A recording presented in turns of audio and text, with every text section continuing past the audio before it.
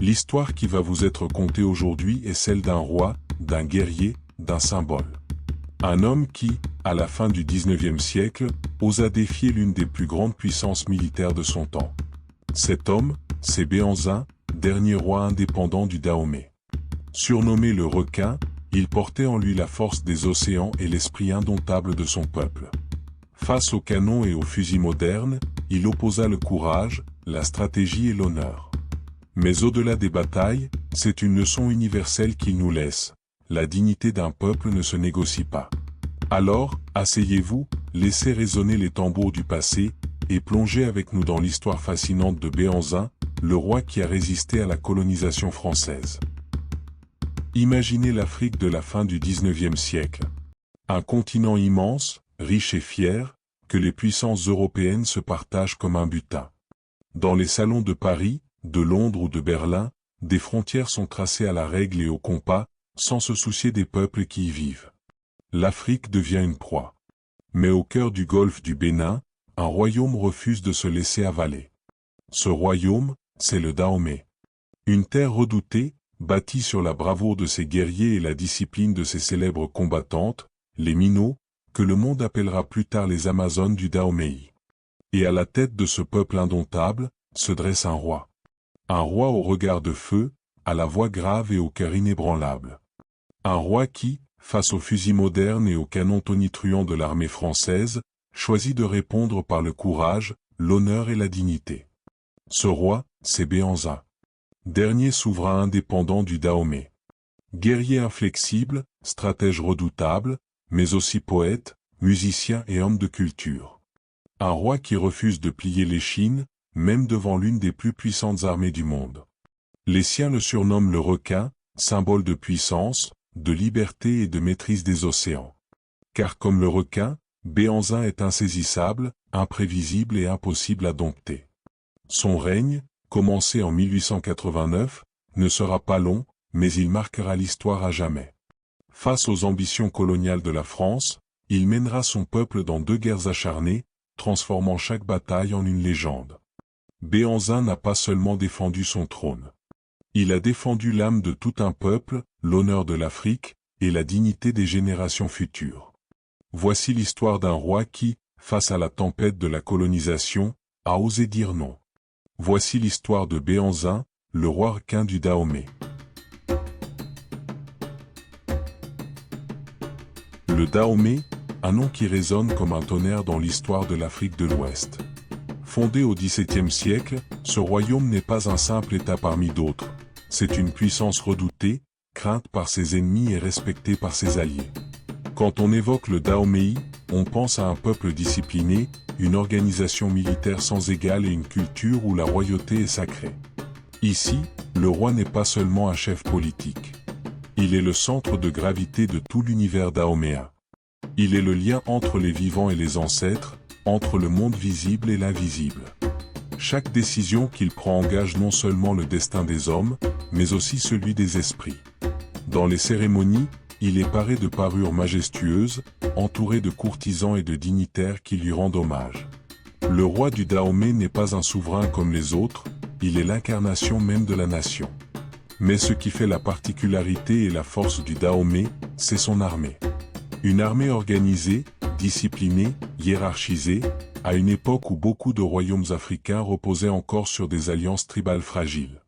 Au Dahomey, tout est pensé pour la guerre. Les villages doivent fournir des recrues, les familles offrent leurs fils et parfois leurs filles pour servir le royaume. La capitale, Abomey, vibre au rythme des entraînements, des défilés militaires et des cérémonies de bravoure. Et c'est là qu'apparaît une singularité unique au monde, les Minots. Les guerrières d'élite, que les Européens appelleront plus tard les Amazones du Dahomey. Armées de machettes, de fusils et d'un courage sans limite, ces femmes sont le cœur battant du royaume. Elles jurent fidélité au roi, elles jurent de ne jamais reculer, même face à la mort. Leur entraînement est impitoyable, marche forcée, combat simulé, épreuve de résistance. Chaque minot est prêt à sacrifier sa vie pour défendre le Dahomey. Dans les récits des voyageurs européens, on retrouve toujours la même réaction, la peur mêlée à l'admiration.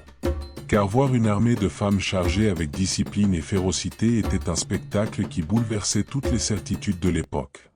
Mais le Dahomey n'est pas seulement une puissance militaire. C'est aussi une société structurée, prospère et fière de sa culture. Les marchés d'Abomey et de Ouida bruisent des voix des commerçants. On y échange l'huile de palme, l'ivoire, le tissu, mais aussi des objets d'art qui témoignent du raffinement dahoméen.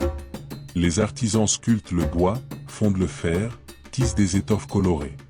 Les prêtres, eux, gardent vivante la spiritualité du peuple, rythmée par les cultes aux ancêtres et aux divinités du Vaudoune. Les griots, maîtres de la parole, racontent l'histoire des rois passés, chantent les exploits des guerriers et transmettent la mémoire collective. Chaque grande fête royale est une explosion de couleurs et de sons. Les tambours résonnent, les danses s'enchaînent, les sacrifices sacrés honorent les dieux et les ancêtres. La cour d'Abomey devient alors le théâtre d'un spectacle grandiose où se mélangent spiritualité, politique et culture. Pour les Dahoméens, ces cérémonies ne sont pas de simples divertissements, elles sont la preuve vivante que leur royaume est puissant, que leurs traditions sont solides et que leur Dieu veille sur eux. Ce mélange de discipline militaire et de richesse culturelle fait du Dahomey un royaume à part. Ses voisins le craignent, car ses armées sont redoutables et ses raids militaires rapides et efficaces. Ses alliés le respectent, car son organisation inspire et impressionne. Et les Européens, eux, oscillent entre fascination et convoitise. Car derrière la fierté de ce peuple se trouvent des ressources qui attisent déjà la soif des empires coloniaux.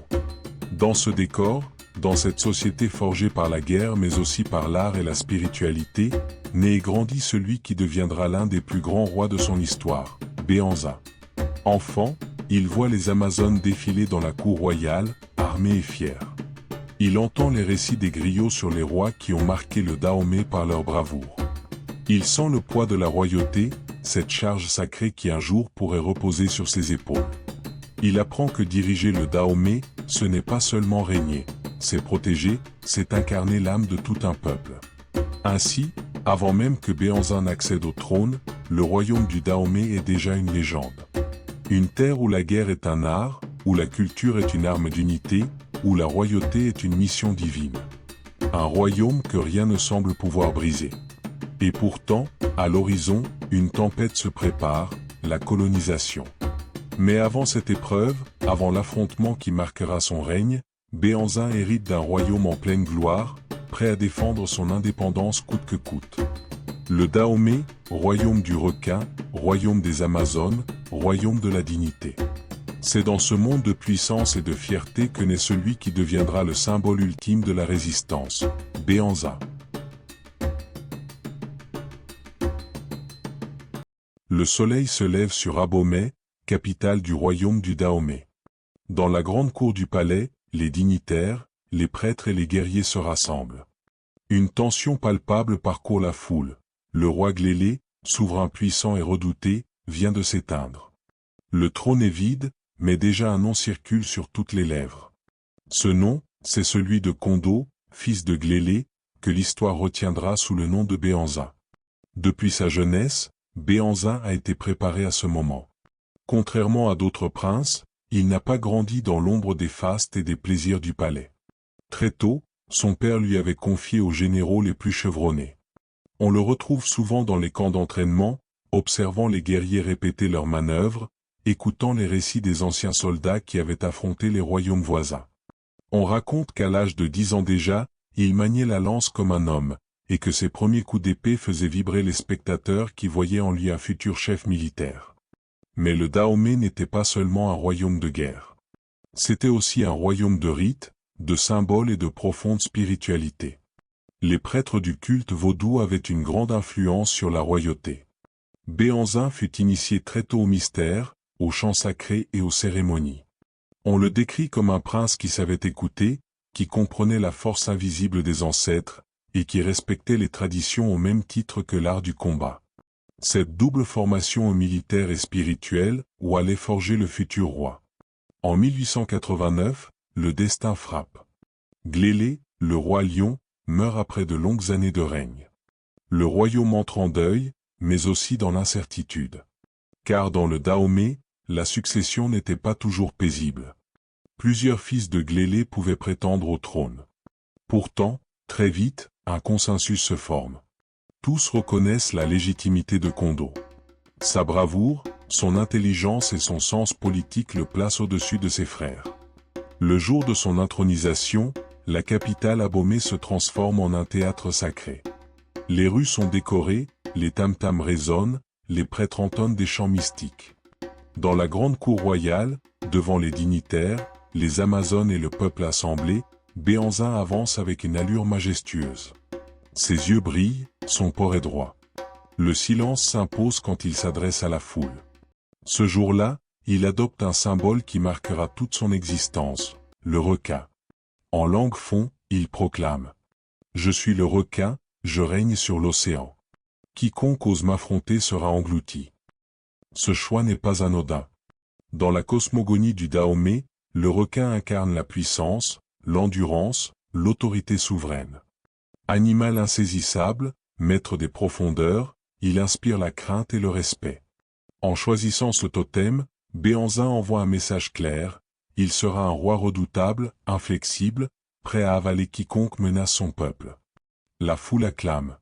Les tambours s'emballent, les Amazones poussent des cris de guerre.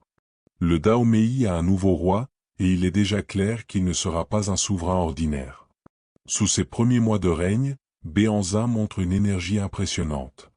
Il visite les provinces, écoute les chefs locaux, renforce les liens avec les prêtres vaudous. Il réforme certains aspects de l'armée, met en avant la discipline, insiste sur la loyauté absolue envers le trône.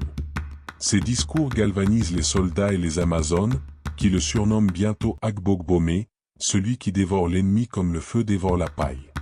Mais derrière les chants et les célébrations, une ombre plane déjà sur le Dahomey. Les Européens, et surtout les Français, avancent sur les côtes ouest-africaines. Depuis plusieurs années, ils convoitent les richesses du royaume, l'huile de palme, l'ivoire, et surtout le contrôle stratégique du port de Cotonou. Les missions commerciales se transforment en missions militaires. Les diplomates se présentent avec des traités que le roi doit signer. Des traités qui exigent la soumission, la vassalité, le renoncement à l'indépendance. Béhanzin n'est pas dupe. À peine intronisé, il comprend que son règne sera un règne de combat. Déjà, il s'oppose aux représentants français. Quand on lui présente les textes des traités, il les rejette sans détour. Il proclame que jamais le Dahomey ne deviendra l'esclave d'une puissance étrangère. Sa position est ferme, intransigeante. Et ce refus, s'il galvanise son peuple, attire aussi la colère de Paris. L'ascension de Béhanzin n'est donc pas seulement celle d'un prince devenu roi. C'est celle d'un chef déterminé à porter sur ses épaules le destin d'un peuple entier. Dans les couloirs du palais, dans les villages, sur les marchés, son nom devient synonyme de force et de résistance. Les griots chantent sa bravoure, les Amazones jurent fidélité jusqu'à la mort, et le peuple se prépare à une époque de tempête. Car si le requin a pris possession de l'océan, au loin, d'autres prédateurs s'approchent. La France, avec ses canons et ses ambitions coloniales, avance inexorablement vers le Dahomey. Béhanzin le sait. Son règne vient à peine de commencer, mais déjà, l'orage gronde. Dans son palais, il médite devant les statues des ancêtres. Il demande conseil aux prêtres et à ses généraux. Et dans le silence de la nuit, il se promet. Tant que je vivrai, jamais le Dahomey ne sera enchaîné. Ainsi commence l'ascension de Béhanzin. Une ascension éclatante, pleine de promesses, mais déjà menacée par l'ombre grandissante de la colonisation. Dans la seconde moitié du XIXe siècle, l'Afrique n'est plus seulement un continent de mystère et de légendes pour l'Europe. Elle devient un enjeu, un espace à conquérir, à dominer, à exploiter. Les grandes puissances se partagent ces terres comme on découpe une carte au banquet. C'est ce que l'histoire retiendra comme le partage de l'Afrique. À Berlin, en 1884 à 1885, les Européens tracent des frontières à la règle et au compas, sans jamais consulter les peuples qui y vivent. La France, elle, nourrit une ambition claire, bâtir un immense empire colonial qui s'étendrait de l'Atlantique à la mer Rouge. Son rêve? Relier Dakar, sur la côte sénégalaise, à Djibouti, en passant par le cœur de l'Afrique de l'Ouest. Dans ce projet, Chaque royaume africain devient une pièce à soumettre. Et au centre de ces convoitises, un petit royaume attire particulièrement l'attention, le Dahomey. Le Dahomey est stratégique. Sa côte offre un accès direct aux routes maritimes de l'Atlantique. Son arrière-pays est riche, bois, culture, mais surtout, l'huile de palme.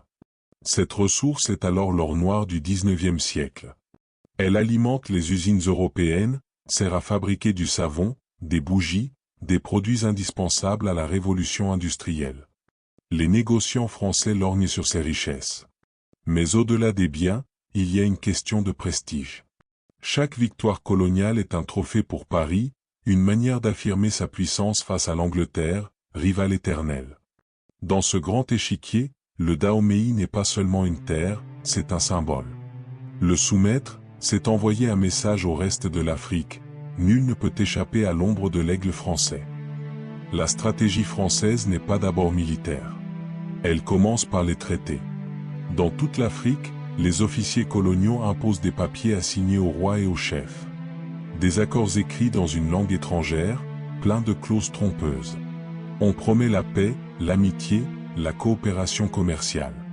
Mais derrière ces belles paroles, les articles stipulent la cession de territoire, la perte de souveraineté, le droit d'ingérence. Ces traités inégaux sont l'arme invisible de la colonisation. Nombre de souverains, trompés ou forcés, y apposent leur sceau. Mais à Abomey, capitale du Dahomey, un roi se dresse. Béhanzin. Pour Béhanzin, ces papiers sont une insulte. Ils ne sont pas des accords, mais des chaînes. Signer, c'est reconnaître que le Dahomey n'est plus maître de son destin. Signer, c'est trahir l'honneur de ses ancêtres, ces rois qui ont bâti le royaume au prix du sang. Signer, c'est accepter que le peuple dahoméen, fier et libre, devienne un vassal des étrangers. Et cela, le requin du Dahomey ne peut l'accepter. Mais la France ne recule pas. Elle envoie des missions diplomatiques, puis militaires. Ses navires croisent au large des côtes. Dans ces ports d'Afrique, des garnisons s'installent, prêtes à intervenir. Elle avance pas à pas, toujours sous couvert d'amitié, mais avec derrière elle l'ombre des canons. Les officiers français savent que le Dahomey est un obstacle à leur expansion. Car au nord, ils veulent progresser vers le Niger. À l'est, ils visent le royaume d'Oigreco et les routes vers le Nigeria. Au sud, ils veulent contrôler tout le littoral du golfe de Guinée. Pour eux, Abomey est une épine dans le pied. Et cette épine, ils veulent l'arracher. Face à cela, Béhanzin prépare son royaume. Il n'est pas dupe. Il sait que derrière les belles paroles se cache une volonté de domination. Alors il renforce son armée. Il soutient les Amazones, ces guerrières redoutées qui prêtent serment de ne jamais reculer. Il encourage la production locale, fait battre les tambours de guerre, mobilise son peuple. À ses conseillers, il déclare « Nous ne sommes pas des esclaves. Nous ne sommes pas des sujets. Nous sommes Dahoméens. Et nous resterons libres. » Chaque refus qu'il oppose aux Français est une déclaration de guerre silencieuse. Mais une guerre inévitable. Car dans le regard des diplomates français, l'amitié n'est plus qu'un masque. L'économie n'est plus qu'un prétexte. Derrière chaque négociant, chaque officier, se profile une armée. Derrière chaque signature refusée, se dessine une invasion. La colonisation avance, irrésistible, écrasant royaume après royaume. Mais au Dahomey, elle se heurte à un mur, la volonté inflexible de Béhanzin. Le roi sait qu'il marche sur un fil. Il connaît la force des Européens, leurs fusils modernes, leurs canons. Mais il croit en son peuple, en ses dieux, en ses ancêtres.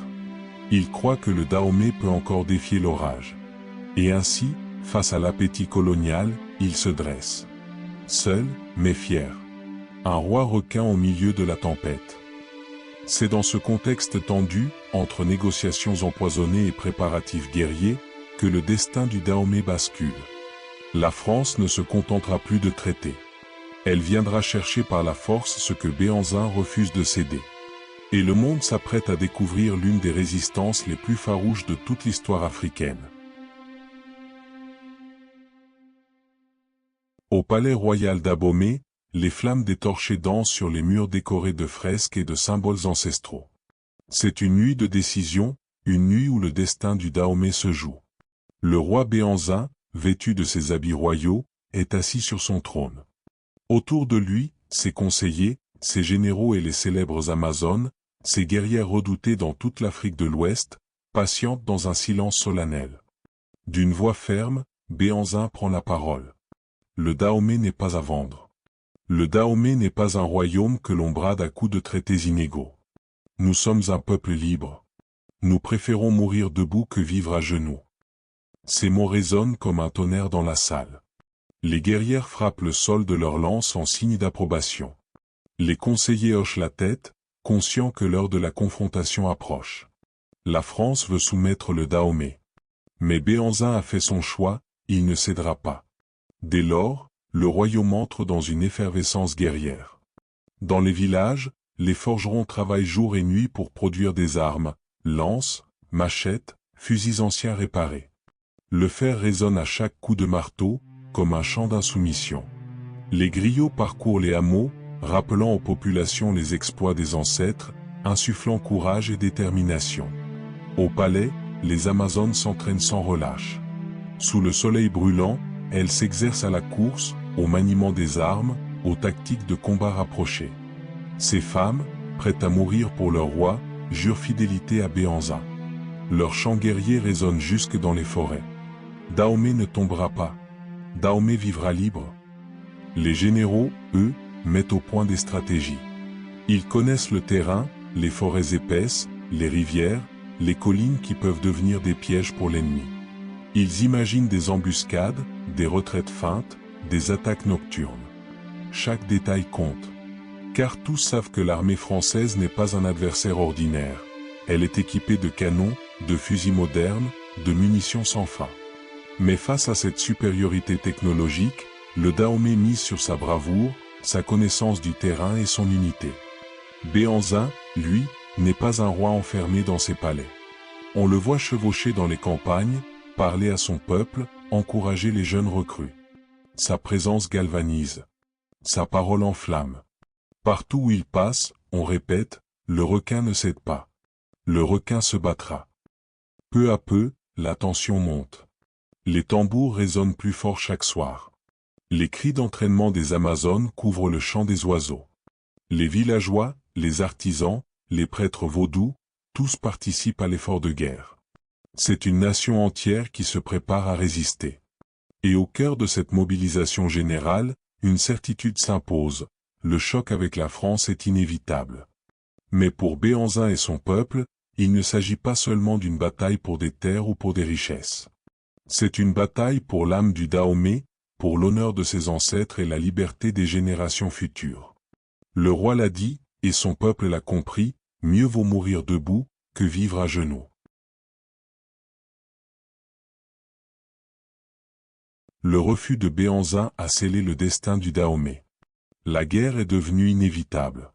Ce qui allait suivre, ce n'était pas seulement un affrontement d'armées, mais le choc brutal de deux mondes, celui d'un royaume africain fier, enraciné dans ses traditions, et celui d'un empire colonial avide, armé jusqu'aux dents. La poussière s'élève dans l'air brûlant de l'Afrique de l'Ouest. Les tambours résonnent dans les villages, portés par le vent comme un appel à l'unité. Les hommes et les femmes du Dahomey savent que l'heure est venue. La France, sûre de sa puissance militaire et de ses fusils modernes, avance vers Abomey. Mais face à elle, se dresse un royaume qui refuse de plier, le Dahomey de Béhanzin, le roi requin. Depuis son trône, Béhanzin avait observé les manœuvres des Français. Leur arrogance, leurs traités inégaux, leur désir de contrôler les terres, les ports et le commerce. Pour eux, le Dahomey n'était qu'un obstacle sur la route de l'expansion coloniale. Mais pour Béhanzin, chaque mètre de terre était sacré, chaque village était un bastion de liberté. Sa décision était prise, il ne céderait rien. Et lorsque la France voulut imposer ses conditions, le roi rejeta avec fierté ce qu'il considérait comme une humiliation. En janvier 1890, les premières tensions se transforment en flammes. Les troupes françaises, commandées par le colonel Alfred Dodd, avancent en direction de Cotonou, persuadées que la supériorité de leurs armes ferait plier le Dahomey en quelques jours. Les Européens parlent avec assurance, décrivant leurs adversaires comme des guerriers primitifs, incapables de résister à la discipline et au feu des fusils lebels. Mais ils se trompent lourdement, car Béhanzin n'est pas un roi ordinaire. Dès l'annonce de l'avancée française, il réunit ses chefs de guerre et ses amazones. Dans la cour royale, sous le regard des ancêtres, il lève sa main et déclare d'une voix ferme: « Nous sommes les enfants du Dahomey. Le requin ne recule pas devant la tempête. Aujourd'hui, nous combattons non pour la gloire, mais pour l'honneur et la survie de notre peuple. » Ces paroles galvanisent les soldats. Les Amazones, les Minots, jurent de défendre leur roi jusqu'à la mort. Armées de fusils anciens, de sabres et de lances, elles se tiennent droites, prêtes à affronter l'ennemi. Leur discipline impressionne, leur chant guerrier glace le sang. Les Français, confiants, s'avancent. Mais dès leur premier pas en territoire dahoméen, ils découvrent une résistance acharnée. Dans les forêts épaisses, les guerriers tentent des embuscades. Cachés sous les feuillages, ils surgissent comme des ombres, frappant puis disparaissant. Les soldats coloniaux, peu habitués au climat et au terrain boueux, s'épuisent rapidement. Les Amazones attaquent de front avec une bravoure qui surprend les officiers français. Elles ne reculent pas, même sous une pluie de balles. Les batailles se succèdent. À Achupa, les Dahoméens infligent une lourde défaite aux troupes françaises. La tactique de Béhanzin est claire: user l'ennemi, l'encercler, lui rappeler que la terre du Dahomey ne se donne pas sans combat. Les chants de guerre résonnent dans la nuit: nous mourrons pour notre roi. Nous mourrons pour notre terre. Face à cette détermination, les Français commencent à douter. Comment un peuple que l'on croyait faible peut-il opposer une telle résistance? Les journaux coloniaux envoient des récits étonnés vers Paris. Ils parlent de femmes soldats redoutables, de guerriers prêts à se sacrifier sans peur. Le monde découvre alors la fureur du Dahomey. Mais la guerre est rude. Les Français, malgré leurs revers, continuent d'avancer. Leur supériorité technologique finit par peser: fusils modernes, artillerie lourde, renforts réguliers venus de Dakar. Pourtant, la première guerre ne se solde pas par une victoire écrasante de la France. Béhanzin réussit à négocier un traité après plusieurs mois de résistance, prouvant que son royaume ne pouvait être réduit aussi facilement que l'avaient imaginé les colonisateurs. Cette première confrontation devient une légende. Elle marque les esprits non seulement au Dahomey, mais dans toute l'Afrique de l'Ouest. Pour la première fois, une armée coloniale européenne avait rencontré une opposition qui l'avait mise en difficulté. Le courage des Amazones, leur détermination à protéger leur roi et leur patrie, restent gravés dans la mémoire collective. Et même si la guerre de 1890 n'apporte pas la paix, elle fait entrer Béhanzin dans l'histoire. Aux yeux de son peuple, il est plus qu'un roi, il est le gardien de l'indépendance, le symbole d'une Afrique qui refuse d'être écrasée. Les Français eux-mêmes, malgré leur supériorité militaire, reconnaissent en lui un adversaire digne et redoutable. Ainsi s'achève la première guerre du Dahomey. Une guerre courte mais intense, où le courage a défié la technologie, où la dignité d'un peuple a rappelé au monde que l'Afrique n'était pas une terre sans âme, mais un continent de rois et de guerriers. Et si la France croit avoir gagné un répit, elle ignore encore que la résistance de Béhanzin ne fait que commencer.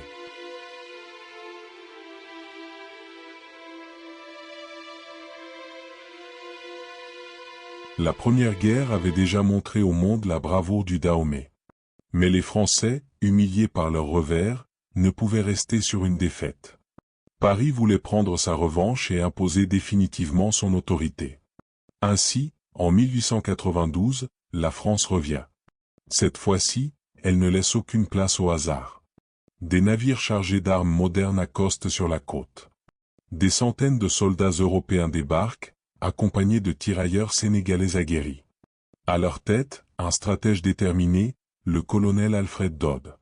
Son objectif est clair: écraser le Dahomey, renverser Béhanzin et faire plier ce royaume insoumis. Face à cette armée disciplinée, équipée de fusils à répétition, de canons puissants et de mitrailleuses Maxim, des armes terrifiantes pour l'époque, le Dahomey semble désavantagé. Les guerriers de Béhanzin possèdent des fusils anciens, souvent rouillés, hérités du commerce passé avec les Européens, et des lances traditionnelles. Mais leur arme la plus redoutable n'est pas matérielle, c'est leur courage. Béhanzin refuse de se soumettre. Dans son palais d'Abomey, il réunit ses chefs militaires et ses amazones. Sa voix résonne dans la cour royale. Nous ne céderons jamais. Qu'ils viennent avec leurs canons, qu'ils viennent avec leurs fusils. Le Dahomey ne s'agenouillera pas devant l'étranger. Ces paroles enflamment le cœur de son peuple. Les guerriers jurent fidélité. Les Amazones, ces femmes soldats au courage de fer, se coupent parfois une mèche de cheveux et la confient au roi, en signe de serment, elles combattront jusqu'à la mort. Alors que les troupes françaises avancent dans les terres, chaque village du Dahomey devient un champ de résistance. Les habitants piègent les routes, incendient les forêts pour ralentir l'ennemi. Les Amazones surgissent comme des ombres, frappent, puis disparaissent. Les Français, habitués aux batailles rangées, découvrent une guerre où la bravoure et la ruse africaine dictent le rythme. Mais malgré cette vaillance, la différence technologique est écrasante. Lors de la bataille d'Achupa, les Amazones se ruent à découvert contre les lignes françaises. Armées de machettes, de lances et de vieux fusils, elles avancent en chantant, prêtes à mourir pour leur roi. Mais face à elles, les mitrailleuses Maxim crépitent sans relâche. Les balles fauchent les rangs comme le vent renverse des épis de maïs. Des centaines de guerrières tombent. Pourtant, aucune ne recule. Elles préfèrent mourir que de céder. Les Français eux-mêmes sont stupéfaits. Un officier écrira plus tard. Nous n'avions jamais vu un tel courage. Ces femmes venaient droit sur nous, sans peur, défiant la mort. La guerre devient une suite de confrontations sanglantes. À Dogba, à Cana, à Zakpota, le sol s'imprègne du sang des combattants. Les Amazones lancent des assauts désespérés, parfois armés de simples couteaux, face à des fusils modernes. Les guerriers mâles les soutiennent, se battant jusqu'à l'épuisement. Chaque bataille est une hécatombe. Béhanzin, toujours au cœur de la lutte, ne cesse d'encourager ses troupes. On raconte qu'il montait parfois à cheval, vêtu de blanc, avançant vers le front pour galvaniser ses soldats. Sa présence seule redonnait du souffle aux guerriers épuisés. Mais la machine coloniale ne faiblit pas. Les Français incendient les villages qui résistent, détruisent les récoltes, capturent les populations. La guerre devient non seulement militaire, mais psychologique, affamer le peuple pour briser sa volonté. À mesure que les mois passent, les pertes sont lourdes. Le Dahomey, saigné à blanc, résiste toujours, mais la puissance de feu française finit par s'imposer. Les Amazones, décimées, ne sont plus que l'ombre de leur gloire passée. Pourtant, jusqu'au dernier souffle, elles combattent avec la même ferveur.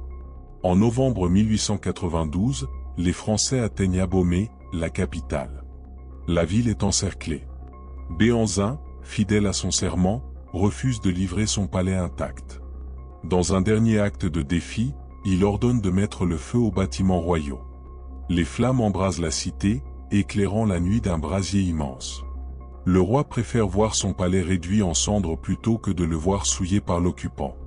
Le Dahomey est finalement vaincu, mais jamais humilié. Car même dans la défaite, le courage des Amazones et la dignité de Béhanzin frappent les esprits. Les Français remportent la guerre, mais ils savent qu'ils n'ont pas brisé l'âme du royaume.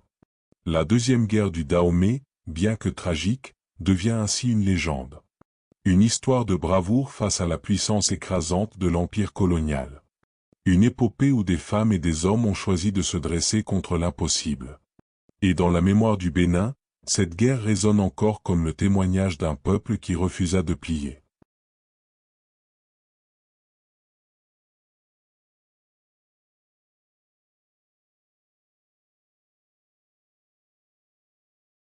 Novembre 1892.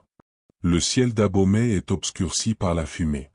Les tambours, autrefois symboles de victoire, résonnent désormais comme un écho funèbre.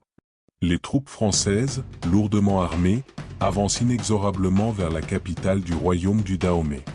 Après des mois de résistance acharnée, après des batailles sanglantes menées par les Amazones et les soldats fidèles, Béhanzin doit faire face à l'inévitable. L'ennemi est aux portes d'Abomey. Mais Béhanzin n'est pas un roi qui se rend facilement. Il sait que les Français veulent s'approprier son palais, ce symbole de la grandeur du Dahomey. Alors, dans un ultime acte de défi, il ordonne de mettre le feu à ses propres murs, à ses salles royales, à ses trésors. Le crépitement des flammes dévore les toitures de chaume et les boiseries sculptées, tandis que la fumée monte vers le ciel comme un cri de révolte. Si ce palais ne peut appartenir au Dahomey libre, alors il ne sera à personne, semble dire le brasier. Abomey brûle. Le cœur du royaume s'embrase sous les yeux de son peuple. Mais Béhanzin, lui, n'a pas encore capitulé. Il se replie avec ses derniers fidèles, espérant reprendre le combat plus loin. Pourtant, la supériorité militaire des Français est implacable. Les fusils modernes, les canons, la logistique coloniale écrasent peu à peu les forces dahoméennes. L'armée s'effrite, les villages tombent les uns après les autres. Alors commence pour Béhanzin une fuite désespérée, presque une errance. Dans les forêts épaisses du sud, dans les marécages, il tente de mobiliser ce qui reste de ses troupes.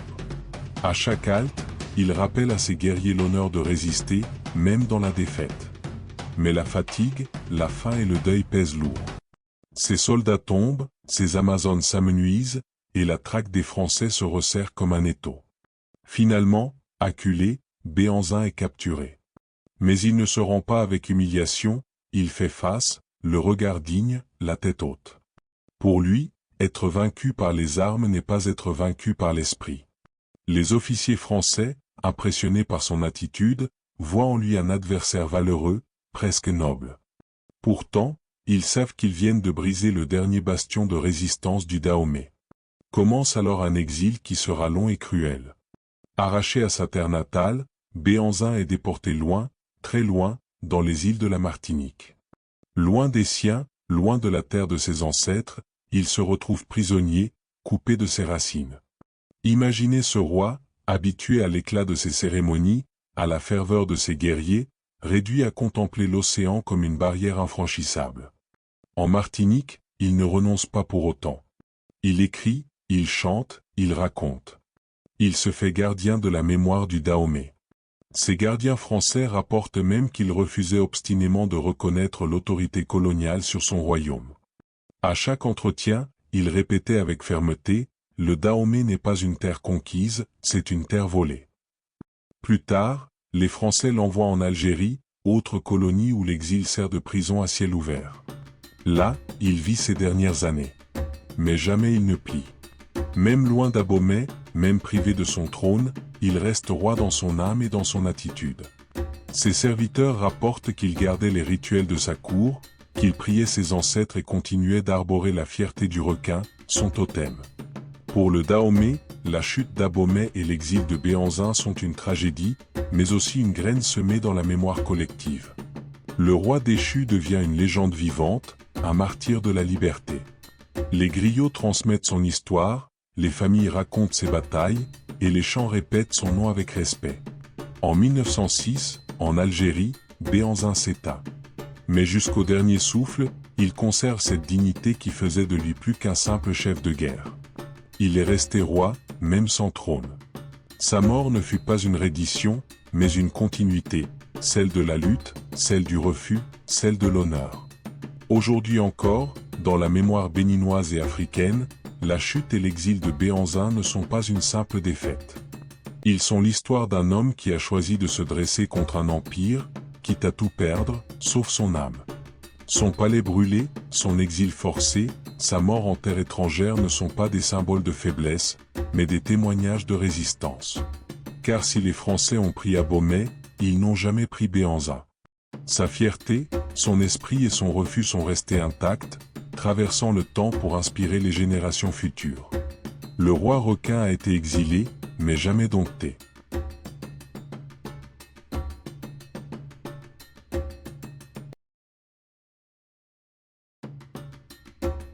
Aujourd'hui encore, le nom de Béhanzin traverse le temps comme un tambour qui ne cesse de résonner.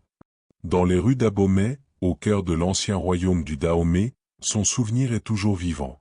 Les anciens racontent son courage aux plus jeunes, et chaque récit porte la même conviction, celle d'un roi qui a préféré l'exil à l'humiliation, la dignité à la soumission. À travers les statues érigées en son honneur, on retrouve l'image d'un roi debout, regard tourné vers l'horizon, symbole de fierté et de résistance. Dans les écoles, son nom est cité parmi les grandes figures de l'histoire africaine, et chaque enfant apprend que son combat ne fut pas vain. Les chants traditionnels du Bénin évoquent encore ses batailles, les Amazones qui se sont sacrifiées pour lui, et le feu qu'il fit allumer dans son palais pour ne rien laisser aux envahisseurs. Ces récits sont autant de flammes qui nourrissent la mémoire collective. Béhanzin ne repose pas seulement dans les livres d'histoire, il vit dans la conscience populaire. Pour le peuple béninois, il incarne l'esprit du Dahomey, un royaume fier, organisé, capable de se dresser face aux plus grandes puissances du monde. Mais son héritage va bien au-delà des frontières béninoises. En Afrique de l'Ouest, son nom est associé à ceux de Samori Touré en Guinée, de la Dior au Sénégal, d'Abd El Kader en Algérie. Tous étaient animés par une même conviction, l'Afrique n'était pas une terre sans maître, mais un continent de rois, de guerriers et de civilisations. La mémoire de Béhanzin inspire aussi la diaspora africaine. Pour beaucoup, il est le symbole d'une Afrique qui résiste, d'une identité qui ne se renie pas. Dans les arts, dans la musique, dans la littérature, son nom revient comme un écho. Des poètes l'ont chanté, des musiciens l'ont invoqué, des écrivains l'ont décrit comme un phare dans l'obscurité coloniale. Aujourd'hui, Béhanzin reste un cri de fierté. Sa défaite militaire n'a pas effacé sa victoire morale, celle d'avoir affirmé, face aux baïonnettes françaises, que le Dahomey ne plierait pas sans combattre. Son héritage est clair, un peuple peut être conquis par les armes, mais jamais vaincu dans son esprit. Et cet esprit, c'est celui que porte encore le Bénin moderne. Béhanzin, roi du Dahomey, le requin des océans, fut vaincu par les armes mais jamais par l'esprit. Les canons français ont pu réduire ses murailles, disperser ses armées, détruire sa capitale, mais jamais ils n'ont pu briser son âme. Car l'histoire de Béhanzin n'est pas seulement celle d'une guerre perdue, mais celle d'une résistance, celle d'un cri de liberté lancé face à l'injustice. Dans sa dignité, dans son refus de plier, il nous enseigne que la liberté n'a pas de prix. Elle ne se négocie pas, elle ne s'achète pas. Elle se vit, elle se défend, parfois au péril de sa vie. Même face à un empire écrasant, Béhanzin a choisi de rester debout, refusant l'humiliation, refusant de signer des traités qui volaient l'honneur de son peuple. Son héritage, c'est la résistance. Ces Amazones tombées dans les batailles, ces guerriers morts avec courage, son peuple en exil ou en souffrance, tout cela compose la mémoire vivante du Dahomey. Son héritage, c'est aussi la fierté d'un roi qui a préféré la lutte à la soumission, la fierté d'un peuple qui garde en lui l'écho de son rugissement. Aujourd'hui encore, son nom inspire l'Afrique. Au Bénin, mais aussi bien au-delà, Béhanzin incarne l'esprit d'insoumission.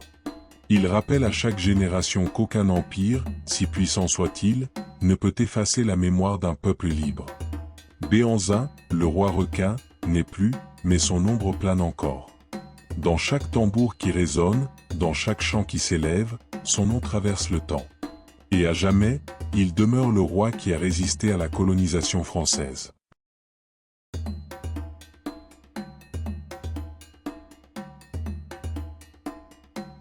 Ainsi s'achève l'histoire de Béhanzin, roi du Dahomey, le requin indomptable. Vaincu par les armes, mais jamais par l'esprit, il reste pour toujours un symbole de fierté et de résistance. Merci d'avoir écouté ce récit jusqu'au bout. Votre soutien est précieux, et chaque histoire que nous partageons vit grâce à vous. Si cette épopée vous a touché, si elle vous a inspiré, faites-le nous savoir. Écrivez en commentaire quelle autre histoire vous aimeriez découvrir. Voulez-vous entendre les récits de Samori Touré, des Amazones du Dahomey, ou encore les légendes d'autres royaumes d'Afrique et de la diaspora? Abonnez-vous, activez la cloche, et rejoignez cette aventure où les voix du passé continuent de résonner dans notre présent. À bientôt pour un nouveau voyage au cœur de l'histoire africaine.